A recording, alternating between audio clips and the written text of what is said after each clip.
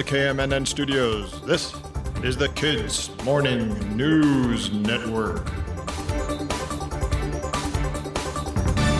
Good morning and happy Wednesday. It's May 22nd, 2024, the 143rd day of the year. I'm Alex in the KMNN studio in New York. Breaking news from the world of spaceflight, sort of. The delayed Starliner launch has been delayed again. The engineering teams from Boeing, which made Starliner, are still working on it. So to make sure everyone is safe and everything is working correctly, they're rescheduling the launch for May 25th. We hope. Fingers crossed. When it comes to rockets, you need to make sure everything is perfect, so it's worth the wait.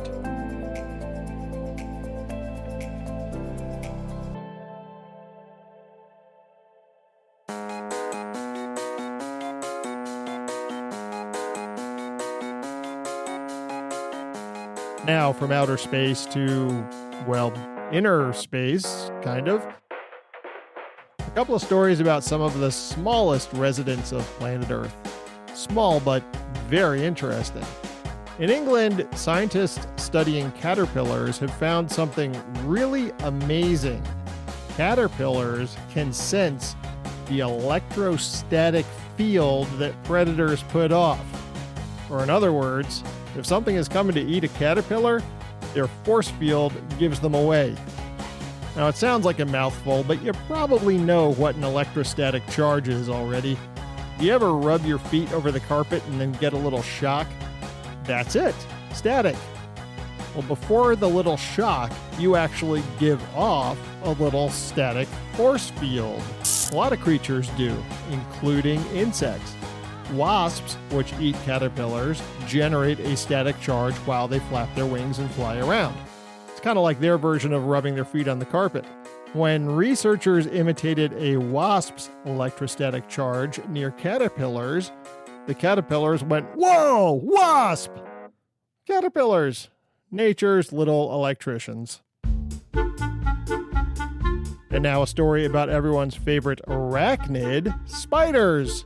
They're not insects, they're arachnids. So are scorpions, ticks, and mites. You probably knew that already. Anyway, spiders, of course, spin webs. And those webs are generally the way that spiders catch insects to eat. Well, spider webs are really cool in a lot of ways, but as it turns out, they're even cooler than we thought. Some spiders use their webs as, get this, giant microphones. See, sound actually moves air around. And researchers at Binghamton University in New York found that when sound waves changed the airflow over spider webs, moved the air over the spider webs, spiders could detect the change. And that's different from the way our ears and our microphones hear sound. Those pick up changes in pressure that sound waves make, like beating on a drum, while spiders are picking up the movement, not the pressure, through their webs. This discovery opens new doors for making our own microphones, and Binghamton scientists have already begun making a new kind of microphone, all thanks to spiders.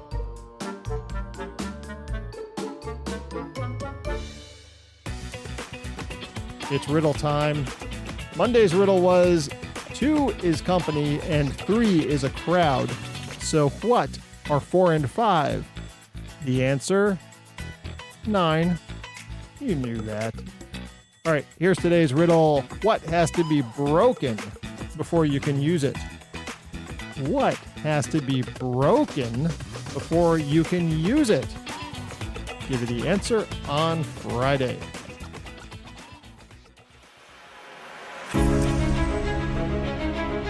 Well, today is a huge day in American history.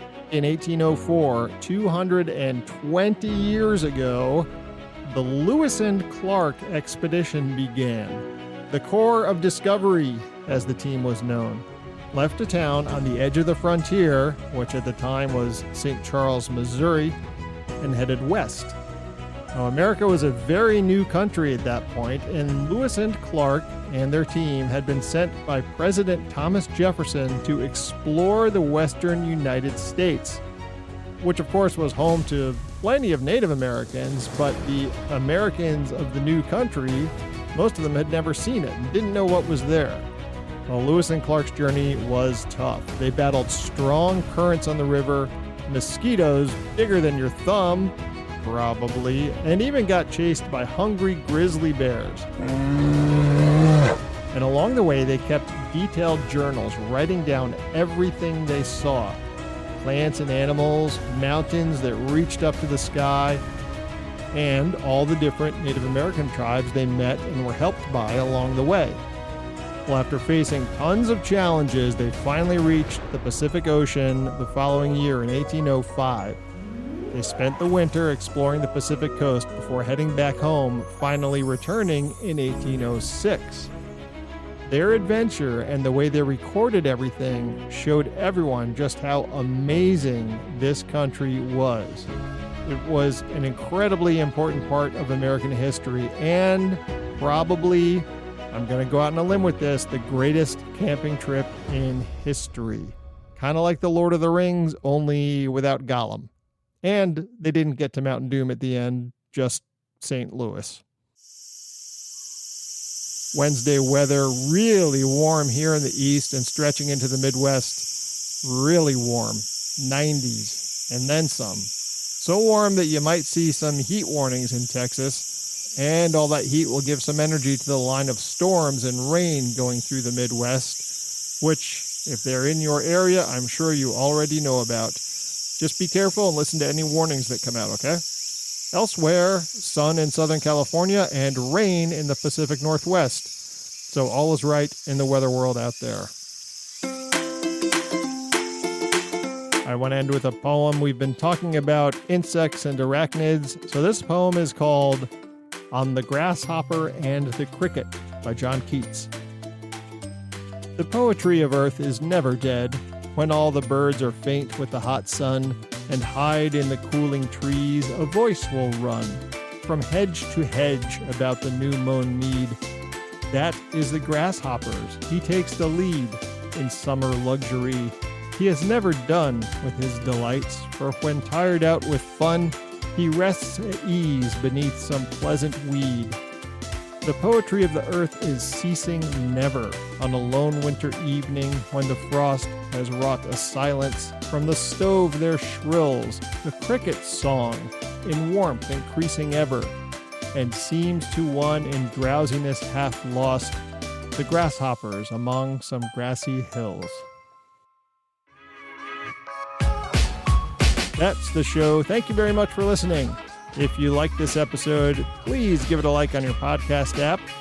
And of course, subscribe, share, and spread the word about the Kids Morning News Network. Grown-ups, if you'd like to become a supporter, there's a link in the episode description. I'll be back on Friday, and I hope that you are too. From the KMNN Newsroom, this is Alex, signing off.